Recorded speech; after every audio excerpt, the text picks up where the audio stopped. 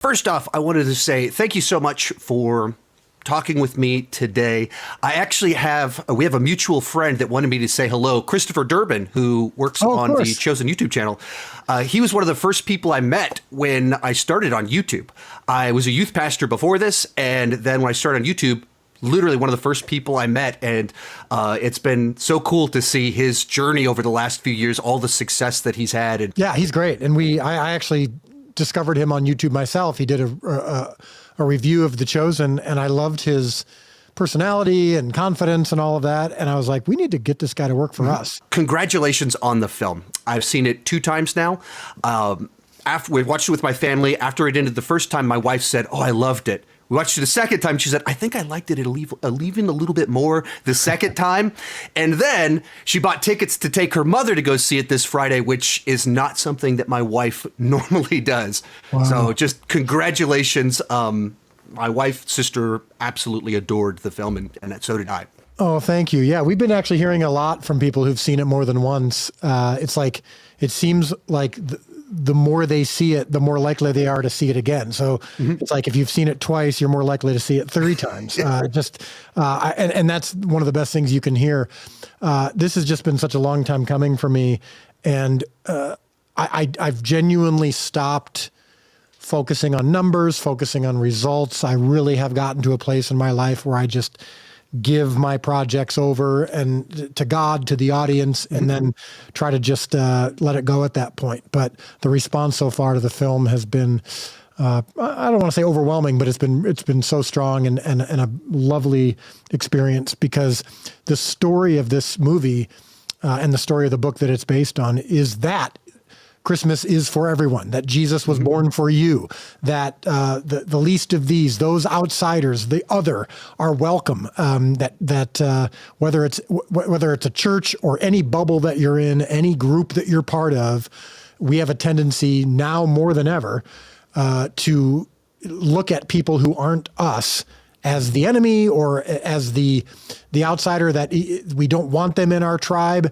If they're in our tribe, if they say something that we don't like, they immediately become outside of our tribe. And so for a movie to, I think what's happening so far is bringing people together, whether I made it or not, is an exciting thing. So it's been fun to watch the reactions. Well, kind of to dive into that point, I know my sister homeschooled her kids and is heavily into the kind of the homeschooling communities on the internet, and they adore this book. Yes. Absolutely. They adore it. And kind of to that point, how long have you wanted to adapt such a beloved book, and what created the scenario where it could be made now? Yeah. So this is the book that the actual copy that my wife brought home almost 20 years ago. It's got all the dog ears on it. It's got my notes in it. This is the book that I read to my kids. Now, I had read it as a kid, and I had seen the TV movie that was in the early 80s when I was in youth group or whatever. And here's what made the experience reading it so powerful, is that because I had discovered the book in public school, I remembered it just as a fun Christmas book. It didn't stand out to me other than that. It had been a long time. I mean, I was a little kid when I read it. So I'm reading it to my kids, and a couple chapters in, I'm laughing. It's so witty. It's so well written. I mean, Barbara Robinson, the author, who sadly is no longer with us, is a true genius. I mean, this is a really great book. And a few chapters in, I'm going, man, I don't remember this being quite as Jesus-y as because again, I read it in a public school, so it couldn't have been too Jesus-y. And by Jesus-y, I don't mean beating you over the head or exclusive or a quote unquote Christian book. But it was just so funny and charming and inclusive. And I don't mean that again in kind of the traditional sense that we say it now, where it's kind of used as a political hammer. But anyway, I get to the last chapter and I start crying so hard, I can't see the pages. I mean, it's like an ugly cry. And my kids are confused, and my wife's like, give me the book, I'll read it. So she starts reading it. She starts crying. I take the book back from her. We just pass it back and forth to each other, trying to get through it, because this story, just very quickly, 6 kids, the worst kids in the history of the world, the kids that everyone hates, the ones that, and to be fair, they're bullies and they're mean, but they take over this Christmas pageant that's so important to this church and to this community, and take over the lead roles, and everyone's like, they're going to ruin it. They're the worst. They don't even know the story. How can they do this?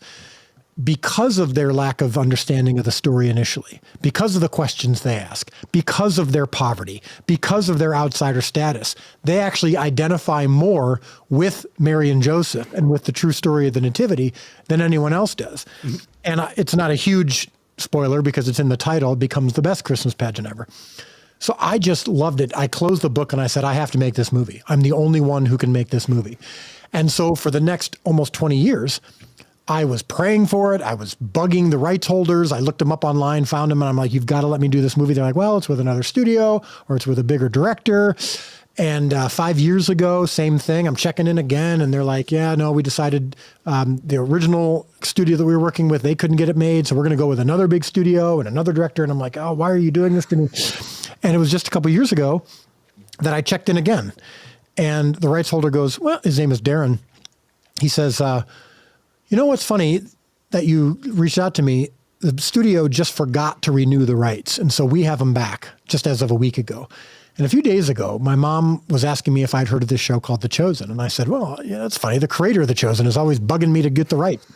And she goes, you better give him the rights. Are you crazy? He's the only one who can make this movie. And he's like, I got to listen to my mom, so let's talk. And so the fact that I'm finally able to talk to you, Sean, and say, there's a movie called The Best Christmas Pageant Ever that I made, and it's coming to theaters, is a dream come true / calling fulfilled, whatever you want to call it. So the journey to make this movie has been quite a laborious one, but worth every single second. And also, I'm so glad I didn't make it 10 years ago. It wouldn't have been as good of a movie. I wasn't the filmmaker I am now. And so I'm grateful that the timing is perfect for it. Today's video is sponsored by Uncommon Goods. Spark something uncommon this holiday with the right gift from Uncommon Goods. The holiday season is upon us. Just this past weekend, my family fired up the Mariah Carey, pulled down the Halloween decorations, and started putting out our Christmas decorations. Uncommon Goods makes it less stressful with incredible hand-picked gifts for everyone on your list, all in one spot. Gifts that spark joy, wonder, delight, and that it's exactly what I wanted feeling. So like for my wife, I picked up one of these retro picture viewers. Comes with a redemption code where I'll be able to submit a bunch of pictures of our kids, our family, our dogs, me, and then they'll send me picture wheels to have a little nostalgic fun playing with an item from her childhood, except remembering our family and this pretty face. Uncommon Goods looks for products that are high quality, unique, and often handmade or made in the US. They have the most meaningful, out of the ordinary gifts. And that's the cool thing. It's not the same stuff you see everywhere else. And with every purchase you make at Uncommon Goods, they give back $1 to a nonprofit partner of your choice. They've donated more than $3 million to date. To get 15% off your next gift, go to uncommongoods.com/Sean Chandler. That's uncommongoods.com/Sean Chandler for 15% off. Don't miss out on this limited time offer. Uncommon Goods, we're all out of the ordinary. I wanted to build off something you said in there about how you had it read to you in public school. Well, that was my sister's story as well, where she said the first time I heard this book was in public school in California. And then she mentioned how one of our friends, her mom, for decades has read that to her first graders in school.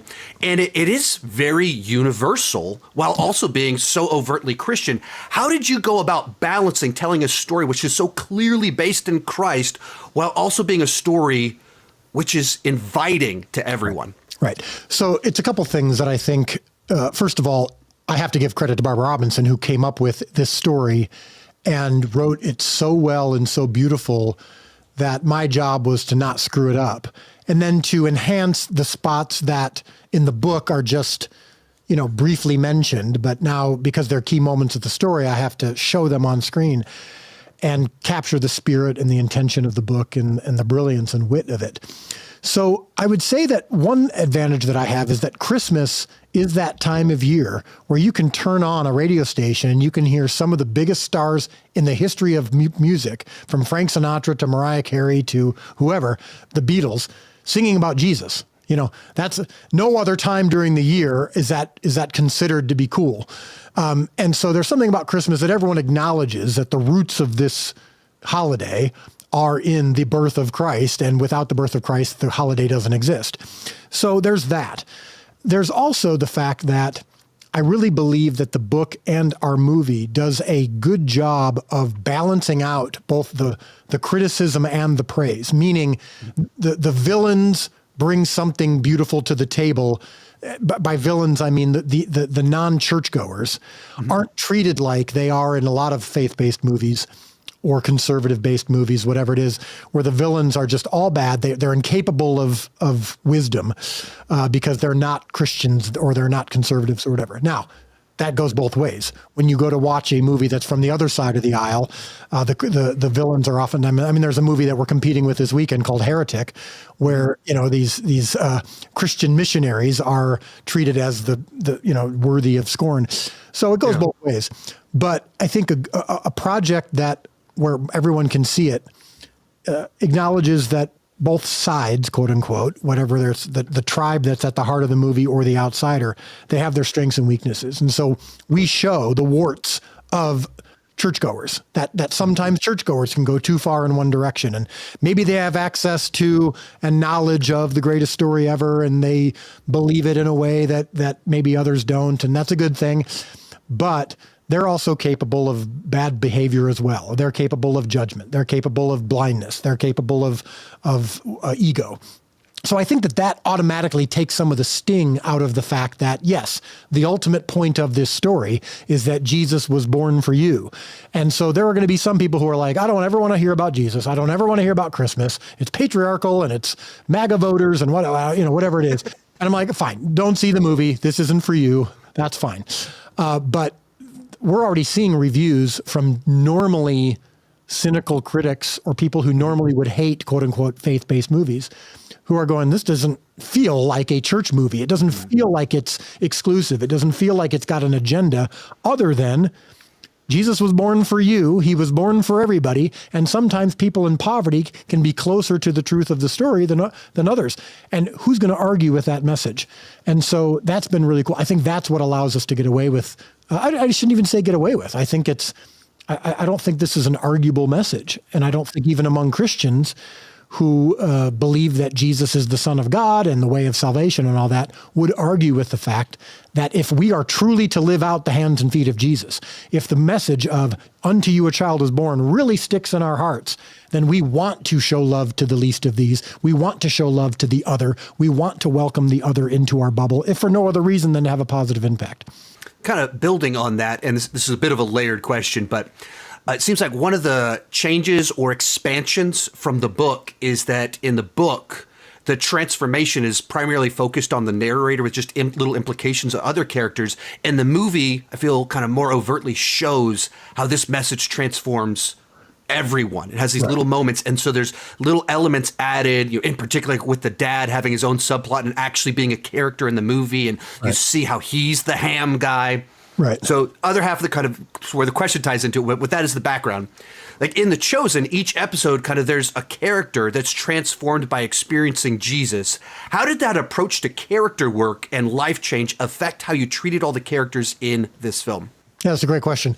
I mean, to me, my filmmaking, if you look at this through my whole career, including the projects I did before The Chosen that had varying degrees of success, the thing that I'm obsessed with is two parts. One is earning a moment. So if there's going to be an emotional moment or a life-altering moment or an impactful moment, it needs to be earned. It can't feel like it's crowbarred into the story. All of a sudden, they went from death to life or drunk to sober or good to, bad to good or whatever it is, right away. And so television oftentimes affords you to do that really well. Probably the greatest character arc in the history of television is Breaking Bad, where you take the time to see why a chemistry teacher who's a good husband and father turns into a practically psychotic drug dealer. And they never rush it. They take their time. It's harder to do that in a movie. So in The Chosen, I have the time to develop character and to develop arcs and to show what in the Bible is maybe in 2 to 3 verses.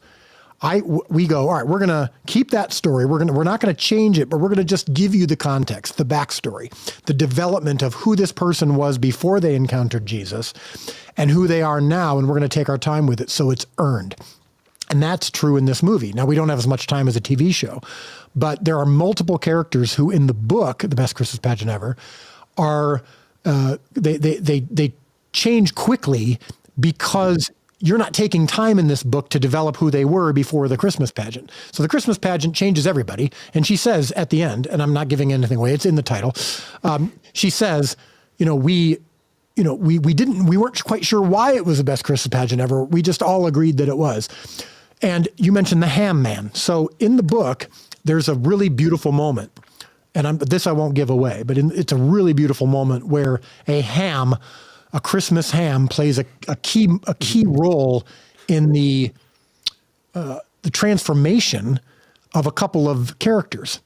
And you may be, if you've never read the book or seen the movie, you're thinking, what in the world? Trust me, almost everyone who walks out of the movie comes up to me and says, that ham moment was so great. I was crying the whole time. The ham got to me, right?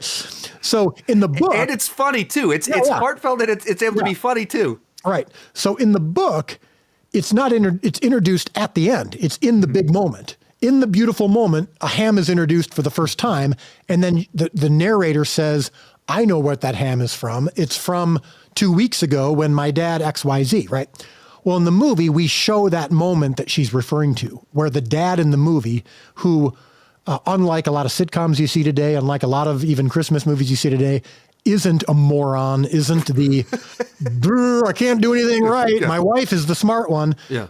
They both bring something to the table, and he actually has agency and steps up and does something great for his family, and is the one who provides the ham in a way that sets up the ending, and you see his role in it. So I say all that to point out that that's an example of what this movie can do versus a book. Is instead of just in the book, it's we hear their thoughts quickly and then we move on. This is set up earlier. It pays off later, and it becomes a Christmas ham becomes its own subplot, and the dad becomes the true contributor to some of the impact in this movie beyond just sitting off to the side, hoping that everyone else does well. He actually has a role. Diving in on the Herdmans a little bit, this real specific detail, but one of the things that comes straight from the book is that the Herdmans smoke cigars, which that was taboo then, but it feels even more taboo and shocking now. And even before watching the movie, and some friends speculating that, like, would you remove that element? Would you replace it with something else?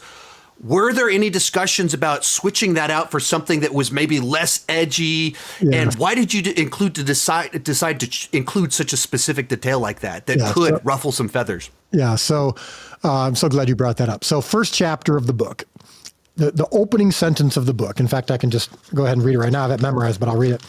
The Herdmans were absolutely the worst kids in the history of the world. They lied and stole and smoked cigars, even the girls, and talked dirty and hit little kids and cussed their teachers and took the name of the Lord in vain and set fire to Fred Shoemaker's old broken down yeah. So that opening paragraph, even though the book was written in the 70s, the opening paragraph is the humor of it is these things, while obviously bad, wouldn't make you the worst kids in the history of the world. But in that community, smoking a cigar, setting fire to a tool house is the worst thing you could possibly think of. What's ironic is that today, of course, there are much worse things that can happen, but smoking or setting fire is actually considered even worse. It's like, and there are a lot of movies that will, if there's a cigar or cigarette or whatever in it, it comes with like a warning label. Yeah. So to your point, when I was first developing this with Lionsgate, who I will say up front, allowed me to make the movie that I wanted to make. But one of their first comments was, do they have to smoke cigars? Do they have to set fire to, do they have to commit arson? Like, do we have to go that far? And I said, listen, I'm a collaborator. I'm willing to compromise. I'm like, this is one of the funniest moments. It has to be in here. To their credit, they agreed, but it was a point of contention for sure. And it came up later when we were filming. They're like, do they have to smoke cigars? And I'm like, that's what's so funny. And so right away, in the first 2 minutes of the movie, you will see both of these things. And it's both humorous and troubling at the same time, but in a healthy Christmas movie way. So yeah, it was a point of contention, but I think they understood that the humor of it. It's not endorsing cigarette smoking on any level, but I think seeing a little girl at the beginning, Imogene Herdman, take the cigar out and blow this exaggerated puff of smoke. We added a little VFX to it. I think from the point of view of the narrator, who, like in A Christmas Story, is an adult telling the story from 30 years ago. The great Lauren Graham is doing it, and she's amazing.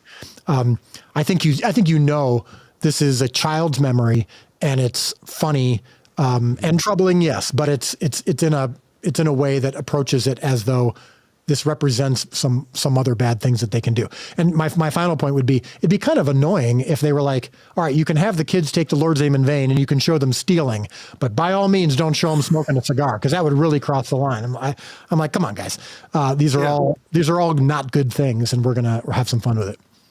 And that's what's fascinating is one of my friends watched it a couple days ago, and that specific point is what she brought up. Like, she was so surprised that they would include that detail, and it does you think, like, that's true. Like, that has become this ultimate taboo. A child smoking? Yeah. What? In a faith-based movie? What? Which is like almost that's the exact point. Like, that's the exact reaction you're supposed to have. And if you are watching this or listening and going, gosh, I don't know if I want to take my kid to a faith-based movie where a kid smokes. It is, trust me, it is not an endorsement of it. Right. It illustrate that these kids have no parents. And that's one of the key moments of the key subplots of the story, is that in the midst of all this humor and the midst of this child's memory, the child is missing what's true. She's missing behind the surface because she's just a kid. And in this moment halfway through the movie, where the parents, the main parents of the movie, realize, oh, this actually, like, there's something beneath the surface that is actually really sad. And they need us. They need this story. They need this pageant. The notion that we should reject them because they don't quite get it is the opposite of what we should be doing, because of the fact that they're smoking and cussing. And you don't hear cuss words in the movie, but it's PG. But that's the point. And if we diminish that just because we didn't want a cigarette or a cigar on camera, I think that'd be really robbing the story of what of its meaning. Earlier, you used the phrase "the villains" to refer to the Herdmans, but in another sense, the church ladies are the villains of the story. That you really don't like them because they lack any sympathy for these children. But the payoff isn't that they get what's coming to them. Like, the payoff isn't anything like that. We don't have to embarrass them. They don't get a cake dumped on their head or something like that. The payoff is they get it. It's the same message for everyone. It's like, and it's so satisfying as that kind of happens, that it's a redemptive arc that's in there in this very kind of subtle way. That's the same message for every single person in the movie, which is the very basic message to it. But what was your kind of approach in crafting all of these different characters, the ones that are the kids that are poorly behaved, church ladies that they are also very poor behaved, and then kind of the narrator that's kind of the victim of the Herdmans, that everyone kind of has the same payoff at the end. Was there some way to specifically approach that? Yeah, absolutely. That was a key element of the writing process and of the filming process, was that we need to make sure, because there's not a typical protagonist in this movie. Mm-hmm. Grace is the mom. She's heroic because she volunteers to direct the pageant. The moment she does that, everything goes wrong. She sticks with it.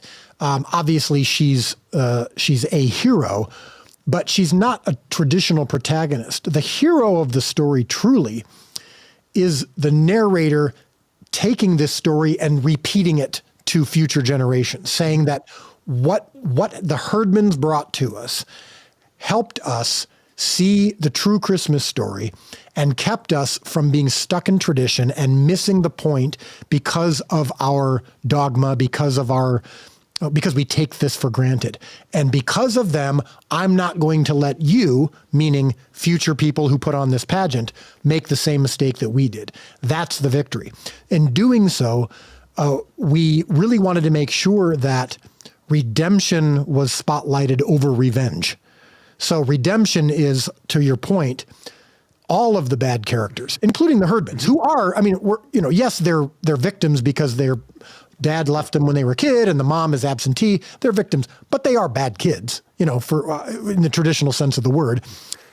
They are bullies and mean and they steal and lie and all that. They smoke cigars. Well, wait, you're gonna have to edit that out. But they're instead of them getting revenge, they get redemption. Again, spoiler alert. And it's a great point that you made. The church ladies also get redemption. Mm-hmm. Now, yes, it's because of the Herdmans, so they have a little bit to learn more than maybe even the Herdmans do.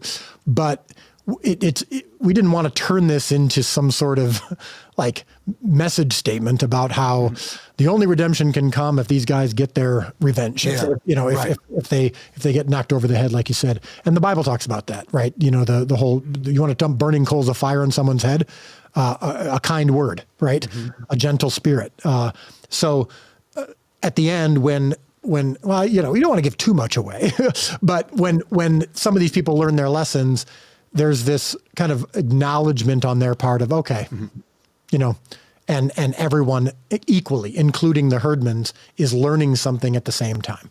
Kind of going in a different direction. One of the things my wife said just after watching the trailer for the film is that it felt like a Christian or Christmas tradition movie that already existed. In the good sense, like she felt nostalgia for a film she hadn't seen yet. Yeah. How did you go about crafting a film which did kind of elicit that feeling of nostalgia without being derivative of other Christmas classics? That might be my favorite question and or comment that I've gotten about the film, because a lot of people are obviously noticing the nostalgia, but I love the way you put that.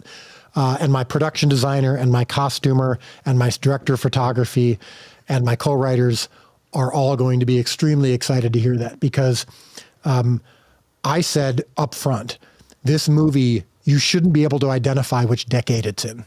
Mm-hmm. So I used examples of movies like Babe, Paddington 1 and 2. Paddington 2 is a masterpiece. And if you don't know that, then we can't be really good friends. But some of these movies that are timeless, where you and I mean that genuinely, as in you don't know, is this 70s, is this 80s, is this 90s? Here's what we do know. It's not today. It's then. And that was a term that my production designer came up with. We started putting the word then in all of our discussions and our pictures. Is this should feel like, to a parent, to even a teenager, and in some cases even to a child, like this reminds me of my childhood. It reminds me of then. It reminds me of a time when I wasn't distracted by cell phones, when I wasn't distracted by tribalism, when I wasn't distracted by trying to be as modern as possible. Around Christmas time, we put all that aside and we unify, or at least we try to unify. And so every detail in this movie fit into that category. And that's why your wife had that comment. The movie feels lived in. Right? You feel like if you sat next to this movie at a bar, it would have some great stories to tell, right? And so this movie, from the beginning, from frame one, evokes Norman Rockwell. In fact, that's how I described the movie. I said it's Wes Anderson meets Norman Rockwell, inspired by Babe, A Christmas Story, and Paddington 1 and 2. With, of course, It's a Wonderful Life hanging over the top of all of it because it's the greatest movie of all time.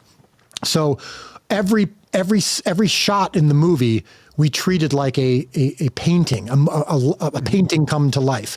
And so that's what I think evokes that reaction from your wife, is from frame one, you feel like we're taking you to a place that you're not in currently, but you wish you were, and it just feels timeless. And so I believe we wanted to make sure that 30 years from now, it doesn't feel like a 30-year-old movie, because right now it doesn't feel like a 30-year-old movie, even though it's set, quote unquote, 30 years ago, because the narrator is talking about her childhood. But that was what we went for from frame one. I only have you for one more minute.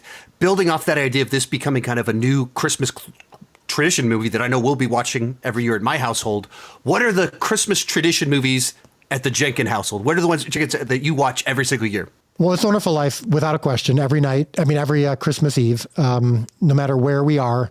The whole family watches it, and whoever's in the house with us, if we're at our grandparents' house or whatever, they watch it too. I cry every time, as in tears streaming down my face. We never miss it. I'm not as big of a fan of A Christmas Story as the rest of my family is, although I watch it every year, but that's for sure a tradition. But those two, we pretty much never miss. And isn't it funny how for some reason, Christmas time, you listen to or watch the same thing every year. And there's no other movie that's like that or song that's like that, where you make sure that every year you listen to it at least once, but there's something special about it. So that's for sure a tradition for us. And hopefully starting this year, Best Christmas Pageant Ever will be part of that. Thank you so much for your time. Very well done on the film. My whole entire family loved it. It means a lot, Sean. Means a lot. Thanks for having me on.